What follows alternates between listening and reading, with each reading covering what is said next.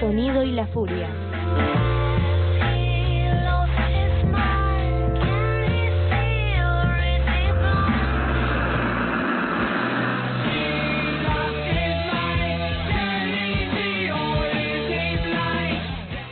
Libros, cine, música, cultura, invitados y mucho rock. Un programa no solo literario.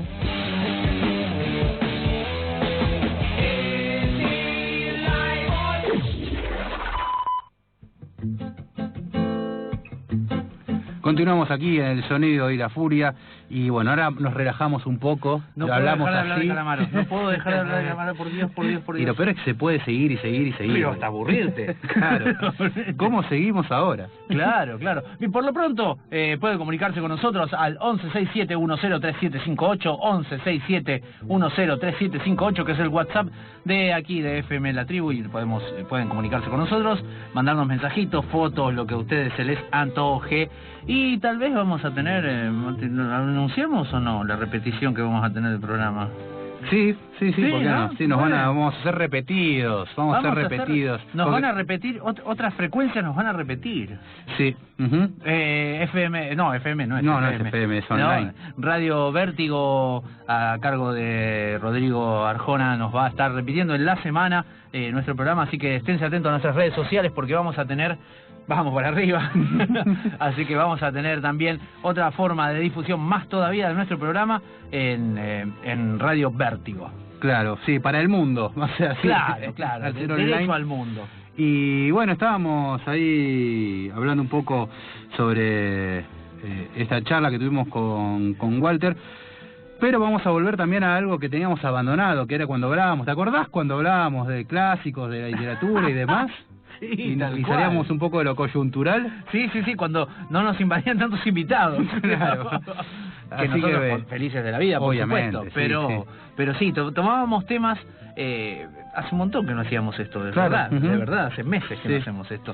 El libro de la semana era agarrar un libro y analizarlo y empezar a recomendarlo también, un clásico que seguramente todos ustedes habrán leído, o no, o algunos habrán leído. Pasa que Di Benedetto, que es el autor del que vamos a hablar, puntualmente del Silenciero, Antonio Di Benedetto es uno de esos escritores que es difícil en realidad, digo, uno habla de literatura argentina y queda siempre ahí atrapado entre Cortázar, Borges, Sábato. Claro. Y después hay un montón por detrás.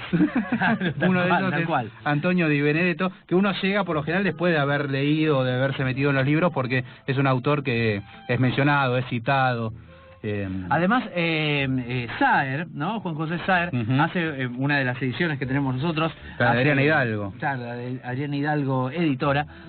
Hace un prólogo en donde dice que Los Suicidas y El Silenciero, que es el libro del que vamos a hablar, son de los mejores libros que ha escrito Antonio Di Benedetto. Ahora acaba de surgir su nombre por producto de que han hecho la película Sama. ¿Te acordás? Claro, Sama, que también, sin ir muy lejos, mirá cómo son los textos de textos, ¿no?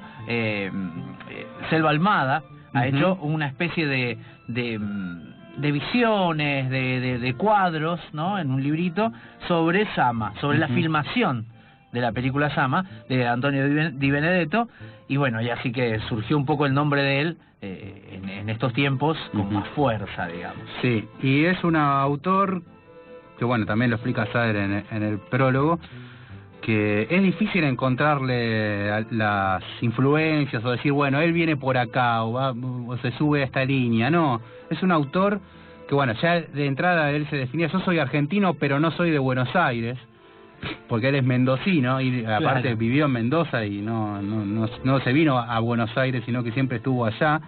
Después, bueno, por cuestiones políticas estuvo preso durante la dictadura, lo cual le trajo bastantes problemas en su personalidad después de eso, con bastantes secuelas que de hecho repercutieron hasta sus últimos días. Pero es un autor que, es verdad, no estaba metido o inmiscuido en lo que sucedía en la literatura, sino que él estaba apartado. De hecho tiene influencias filosóficas. En El Silenciero hay citas a Schopenhauer, por ejemplo. Schopenhauer, sí, es verdad. Sí. Además porque en este libro principalmente hay libros que refieren casi de una manera importante, digamos, como central a sentidos, ¿no? Yo recuerdo algo un poco más moderno, por supuesto, a Susskind, que hace el libro casi digo el silenciero, El perfume, ¿no? El perfume, que es un libro, digamos, basado en explorar el sentido del olfato, ¿no? Vamos por ese lado, el sentido del olfato. El cine siempre nos viene a ayudar, como dijo Piglia, y en ese se había visto una película que lo pusieron como un asesino o cosa por el estilo, pero bueno, en cambio en El silenciero hay algo que está muy centrado en lo auditivo. Sí. Pero en lo auditivo desde el dolor de lo auditivo, desde lo que puede provocar el sonido, y me parece que eso es fundamental para poder entender este libro y que nos pongamos en esa órbita, en la órbita de la lectura que habla de un sentido que no es de la lectura, sino que es de la música, y sin embargo no es de la música porque es del ruido. Creo que va por ahí, sí. ¿no? Del sonido apabullante, de esta cosa que a uno le parece desagradable, ¿no? Que lo interrumpe, que lo irrumpe en la tranquilidad. Entonces eso me parece que es importante para empezar a hablar de Antonio Di Benedetto y su libro El silenciero, como una persona que tiene una sensibilidad casi extrema con el sonido se ve afectada de maneras muy fuertes en cuanto a la salud, ¿no? Entonces me parece que es un libro para pensar desde eso, desde el oído. Es un libro para escuchar. Hablábamos de influencias y por lo general cuando a uno le gusta un autor empieza a tratar de buscar, para no ser tan alevoso y robarle directamente al autor, uno busca las influencias para ver de dónde se nutrió él y sacar algo desde ahí. Ocurre esto con Jorge Concilio, que es un autor que, bueno, ha pasado también por el programa y que, ahí chusmeando sobre sus intereses, mencionó varias veces a Antonio Di Benedetto. Buenas noches, Jorge, ¿cómo estás? Hola, ¿qué tal? Buenas noches, ¿cómo estás? Muy bien, Matías aquí quien te habla, estamos aquí con Alexis.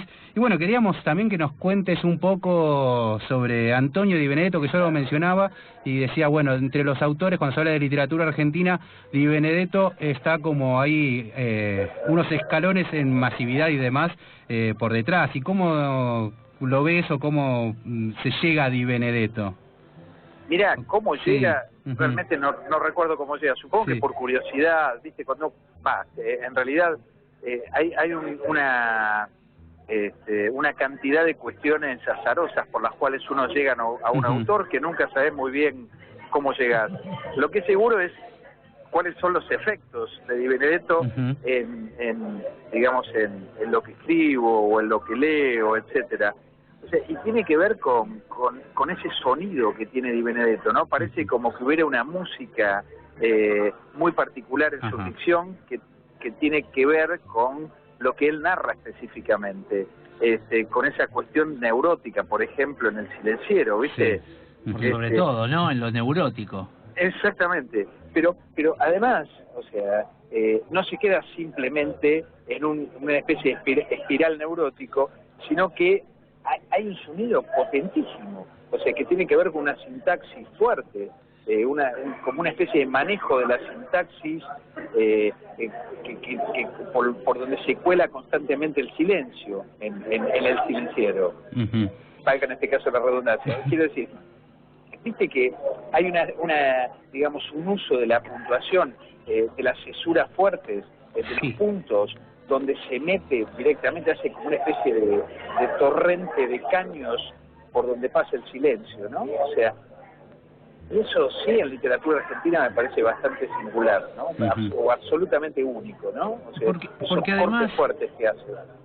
Porque además Jorge Concilio está hablando con nosotros, Alexis te habla, Jorge, además porque justamente en El silenciero hay algo que a veces excede lo poético para pasar a ser esta cosa sonora, ¿verdad?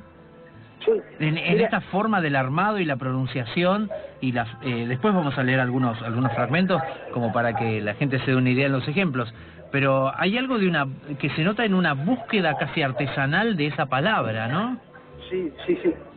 Vos decís que excede lo poético. Yo creo que sobre todo es que se cifra en lo poético. Es sobre todo lírico, me parece, no sé. Sí, o sea, va por lo lírico.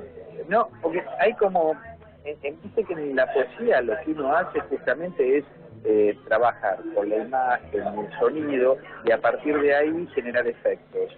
Me parece que la prosa de Di Benedetto hace eso, ¿no? Empezar a laburar con una estructura de silencios y de sonidos para generar un extrañamiento que es fuera de serie. Porque si vos pensás, o sea, el texto es bastante simple en cuanto a la peripecia, pero claro, el sonido del texto hace que eso se extrañe muchísimo y pase a ser un artefacto absolutamente lírico, ¿no? Que apuesta a la absoluta connotación. O sea, digamos, está la historia, pero lo que resuena por debajo de la historia es algo que nosotros no podemos nombrar y que me parece que tiene que ver con, digamos, la cantidad de sentidos que atraviesa y que, digamos, que está por debajo del significado de cada oración. Es decir, está el significado de la oración, la sintaxis con la que está construida dispara una especie de cadena de sentidos que son los que están por debajo y lo que hace grueso al texto y lo que lo relaciona con el lirismo. No sé si me explico bien. Sí, perfectamente. Además porque creo que la palabra que usaste es la acertada, que también es una palabra que se está utilizando muchísimo en estos últimos tiempos, que es la idea de artefacto, ¿no? Sí. Y que sintácticamente y a la vez digamos en lo que tiene que ver con lo que sucede fácticamente en el libro, tiene que ver con esto de los artefactos que hacen ruido. Totalmente. ¿No? Porque son divididos en pequeños fragmentos con espacios activos, digamos, espacios en blanco que van saltando en tiempo además. Entonces totalmente. Uno va rearmando a partir de lo que este personaje va monologando constantemente. El trabajo con la elipsis que tiene, ¿no? Claro. O sea, ese trabajo con parece como que armara, vamos a tomarnos la libertad, como que armara una especie de Frankenstein Di Benedetto, sí, totalmente. ¿no? A partir de las elipsis que él arma, que él se da la libertad de tomar, ¿no? Dentro del texto.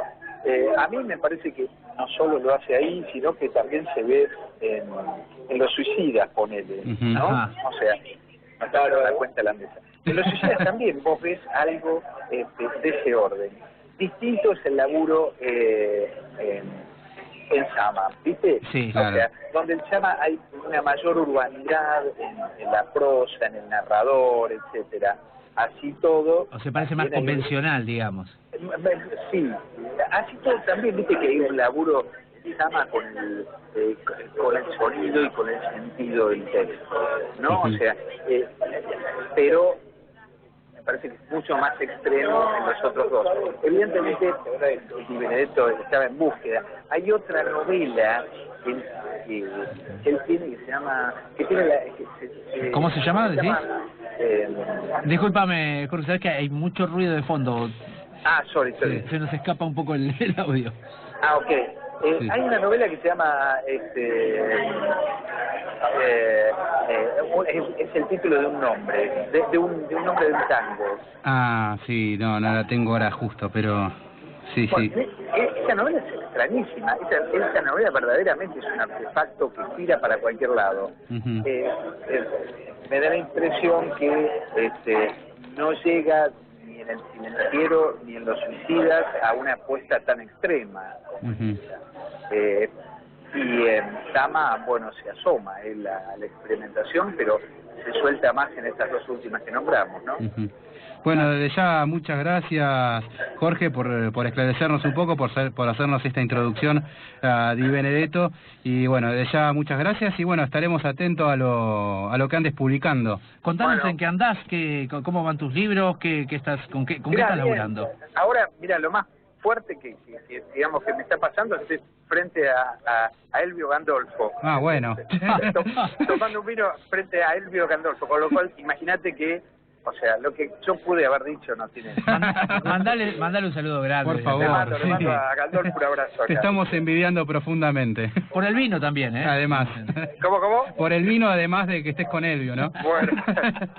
Gracias, bueno. Gracias. Muchas gracias, Jorge. Estábamos hablando con Jorge Concilio, bueno, lector también de Di Benedetto. Lo ha mencionado muchas veces como, nada, no sé si, bueno, influencias desde ya, pero bueno, alguien que ha leído bastante. Y bueno, nos parece que así es. Sí, además porque creo que es muy interesante lo que nos acaba de aportar en cuanto a lector, a un escritor casi de vanguardia en ese punto, donde si bien es entendible lo que se lee, no es que vamos a estar en un monólogo extrañísimo de Joyce, sino que hay como aparatos y formas de trabajar que son muy interesantes y muy disruptivos a lo que uno puede estar acostumbrado, hasta que empieza a entender por qué lado va la vanguardia que hace Di Benedetto. Sí, puntualmente esta noche vamos a hablar del Silenciero, vamos a tirar un par de tips para el bloque que viene. Por favor. Pero entre algunas cosas que vamos a encontrar acá es una historia que va transcurriendo normalmente, y vamos a usar la palabra obvia para referirnos, que empieza a aparecer ruido. Un ruido que empieza a interferir en la historia. La historia es una historia común, un tipo que trabaja en oficina, que está enamorado de una chica del barrio, que vive con su madre, ¿no? Y que tiene, empieza a aparecer algo principio del siglo XX también, ¿no? Ubiquemos por ahí, hay algo de la progresión de la urbanidad, ¿no? Que empieza a meterse en la vida tranquila de alguien que solo quiere escribir un libro, dice él, ¿no? Que, el techo se va a llamar. Claro, él piensa todo el tiempo en el libro que va a escribir, pero que nunca escribe, pero hay algo que está irrumpiendo y está todo el tiempo un torno que aparece ahí, siempre amenazando, ¿no? Siempre hay algo que cambia de forma, pero que amenaza esa tranquilidad. Y se mete en la historia cada vez más fuerte y cada vez más fuerte, y ese ruido lo persigue, y vas a otro lugar y también hay ruidos que no lo dejan escribir, que en definitiva también podríamos hacer un paralelismo con el futuro, con el cambio de época. En algún momento te juro que yo digo, este tipo está buscando excusas, dale. Claro, dale, es vos que te querés quedar en tu casa habla justamente de las excusas, ¿no? Cuando vos decís, bueno, no puedo estudiar porque hay ruido, y lo dejo para más tarde, y a la noche no va a haber ruido, y a la noche sucede otra cosa, y vas postergando. No, además hay algo divertido que tiene, que es cómico, además. Es cómico, claramente es cómico, porque en algún momento aparece el mal vecino, ¿no? El mal vecino, el que vos haces una fiesta y te dice, bueno, pero el Código Civil dice que vos hasta las 2 de la mañana podés tener la música alta, ¿no? Y empieza por ese lado. Y todos empezamos a decir, es un forro. Es el que te toca el timbre, que te manda la policía, ¿viste? Claro, que literalmente lo hace. Es ese mismo mal vecino, ¿no? Te toca el timbre y la policía, un patrullero abajo. ¿Qué pasa? ¿Por qué hacen esto? Claro, y me parece que está muy bien. Hay unas interpelaciones que tienen que ver también con el avance, el progreso de la urbanidad, sobre la tranquilidad casi campestre que él está tratando de imaginar que necesita, ¿no? Y en ese contexto empiezan a suceder las cosas más locas que te puedes imaginar, las coincidencias más inverosímiles que te podrías creer, y que vos decís, es un día de mala suerte, loco. Te pasó un día de mala suerte. Y escribe como la puta madre. Tremendamente bien escrito, tremendamente bien escrito. Sí, bueno, este estilo propio que decíamos, que se pareciera como que Di Benedetto de entrada ya descubrió una voz propia, o sea, todo lo que hablábamos con Walter, que es lo más difícil de conseguir, parece que ya lo tiene de entrada, porque aparte en la época del Silenciero es de los años 60, claro, ocurre con el boom. Sí, es verdad, es verdad. Y sin embargo él va por detrás del boom, ni siquiera podríamos encontrar, no sé, ni siquiera influencias o cosas que vos digas, metámoslo en el boom, por aunque sea presionando un poco y haciendo un par de cosas. No tiene nada que ver con el boom. Claro, no, él va por otro lado, y me parece que está como adelantado a ese tiempo. También, por eso está buena la palabra que usó Jorge Concilio recién, que es la de artefacto, en la que algo que está armado de tal manera para que funcione, ¿no? Como sea que funcione, ¿no? Esa cosa que funciona y que rearma y que te provoca cosas. Sí. ¿No? Desde ese lado como que está un poco adelantado a lo que era Por eso quizás no tuvo tanta repercusión en ese momento, y si ahora. Probablemente. Tenemos acá justamente Adriana Hidalgo con una sexta edición. Sexta edición, claro. Estamos hablando de que ya empieza a hacerse un lugar Di Benedetto merecido, tardó en llegar, pero bueno, estamos redescubriendo a un autor que en esta noche... Hay nombres de calles y todo con él. ¿Sí? Benetton. Sí, mira, sí, hay nombres de calles. Yo creo que en el caso de fines de los años 70, aparecía un género que se llamaba la New Wave. Oh, la New Wave. Claro, bandas como, por ejemplo, claro, The Police es New Wave puro. Después había otras tantas que empezaban a aparecer, como los Talking Heads, pero en Nueva York había gente en los sótanos que haciendo música, y que a Brian Eno le interesaron mucho. Y prepárense porque son cosas inescuchables, muchas de ellas. Estamos hablando de ruidos molestos. Por eso vamos a hablar de James Chance and the Contortions. Esto ocurría en los sótanos de Nueva York. Brian Eno lo descubrió, los grabó y el disco se llama No New York. Estás enfermo.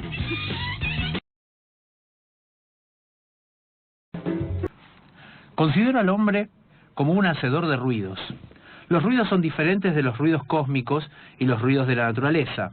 El hombre es emisor natural de sonidos, la voz, el habla y el canto. Pero también los produce con instrumentos, una piedra, un hierro, batidos contra algo, los medios de hacer música, la máquina, el ruido máquina. La máquina es útil, no su ruido, peor es si exagera o no se modera. Corrientemente, si se modera, ni se controla ni se reprime, produce, con quien lo genera, una euforia de poder. ¿Poder agresivo? Los seres humanos son generadores de sonido, son los demás. Yo tendría que recelar de la vecindad de toda la gente, y no es esa mi actitud, soy más bien confiado. Hay un ruido material, y hay otro ruido que es, ¿cómo es? Viene de las personas mismas, o de las condiciones que crean las personas o la convivencia. A veces percibe como un bloqueo, como una onda o infiltración sonora o un susurro opresivo y deprimente. Tampoco es así. No es posible oírlo. Esa característica hay que suponerlas o adivinarlas. Lo que de él se capta, se recibe, son las consecuencias. Esencialmente, como el otro, el ruido material, perturba. Es tan intensa su gravitación que desequilibra, no los sentidos. ¿Qué? ¿Es un ruido? Sí. Tiene que constituir un ruido de guerra, destructor y no aparente, un instrumento de no dejar ser. Divago, creo que este razonamiento ha sido una ráfaga de sinrazón.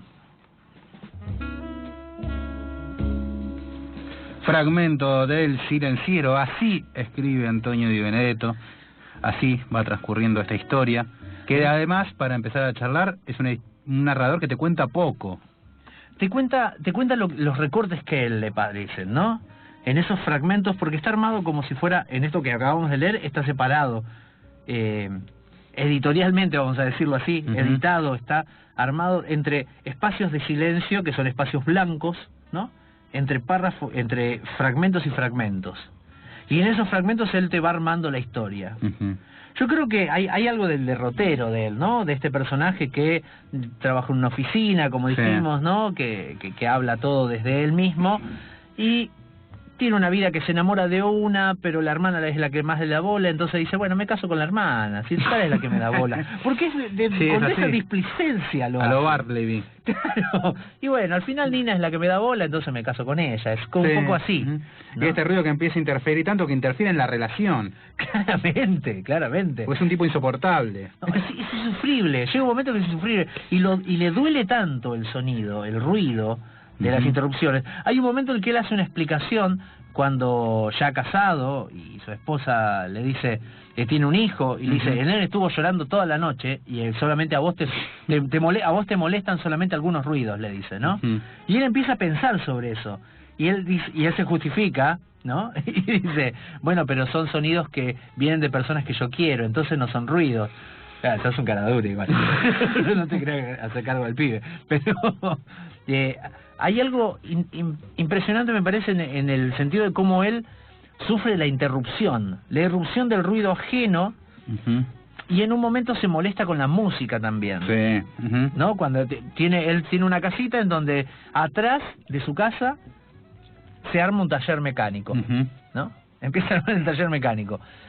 Y él lo empieza a sufrir porque empiezan a hacer ruido, trabajan hasta cualquier hora de la noche, y él no puede soportar el sonido ese, no puede soportar el ruido, y empieza a hacer cosas, los denuncia, llama a la policía, no ve qué le pasa a esa gente, y es quiere ir a matarlos. Quiere ir a matarlos, en un momento ya se saca, claramente, ya se saca, y hay algo de la evolución de la insoportabilidad de él hacia la interrupción del ruido.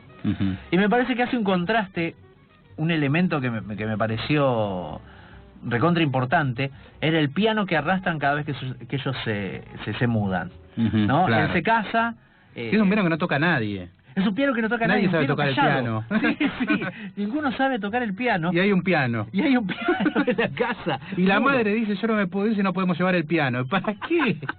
Claro, la madre de él tiene como un arraigo, y él lo explica, sobre lo familiar, sí. Donde ella dice, esto pertenece, quiere tener apegos que tengan que ver con su familia. Es más, las casas a las que se mudan constantemente, la madre quiere decir en alguna de ellas, bueno, yo esta casa la soñé, para tener un arraigo con esta casa, un arraigo familiar. Sí.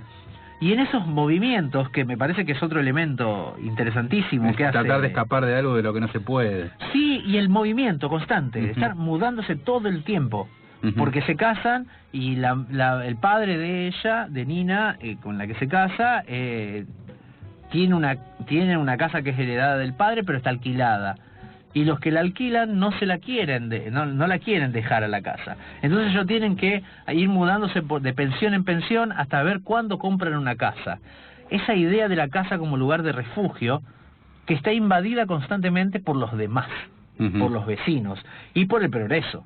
Claro, ¿no? El progreso, que es otra cosa si no son ruidos, ¿no? Claro, kioscos, mercado, gente que baja cosas de camiones, verdulería. Hoy en día serían celulares sonando. Claro. Siempre el progreso genera más ruido. Hay algo que era lo que lo hablamos con vos, Mati, mientras lo estábamos leyendo el libro, que tiene que ver con esto de que él habla, dice, si voy en un colectivo, ¿no? Y viene un vecino y está escuchando música, y él empieza a plantearse si la música es ruido o no. Y llega a la conclusión que dice, la música es ruido cuando la música es impuesta. Cuando la música yo no la elijo. Dice, hay un momento en que la radio del vecino hace sonar música, dice, y es música, no le puedo decir ruido. Pero la siento como ruido, la percibo como ruido, porque no es la música que yo escucharía, ¿no? Y estar en un colectivo, y dice, y si viene un vecino que está en el colectivo con una radio a transistores, dice, ¿no? Y todos pensamos inmediatamente en el celular sin auriculares. Claro, sí. Inmediatamente, ¿no? Que te meten la música sin que vos quieras escucharlo, y sin embargo, él la sufre de una manera insoportable. Hay una frase que a mí me pareció impecable, que él dice que siente en su cerebro como un alambre, claro, que vibra y que duele y que le cruza el cerebro cada vez que escucha ruidos. Sí. Me parecía impresionante la forma en que él sufre eso del oído, ¿no? Y que eso es importante en ese punto donde él elige qué ruidos son los que le molestan, ¿no? Qué sonidos son los que a él le molestan. Imagínate si le aparecían con la radio con esto. El otro día un muchacho iba con los auriculares tan fuertes que le escuchaba cabezones, estaba escuchando. Ah, bueno. Y yo iba cantando con él así. Había un señor que se llamaba Glenn Branca, que es el padre de todas estas bestias de los ruidos, del noise rock, y fue quien les produjo a estos muchachos de Nueva York su primer disco. Suena Sonic Youth, producido por Glenn Branca, con la canción Kill Your Idols.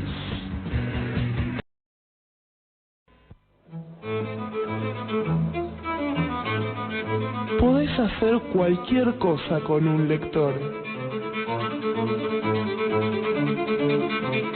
Menos aburrirlo. En el sonido y la furia aplicamos lo mismo para nuestros oyentes.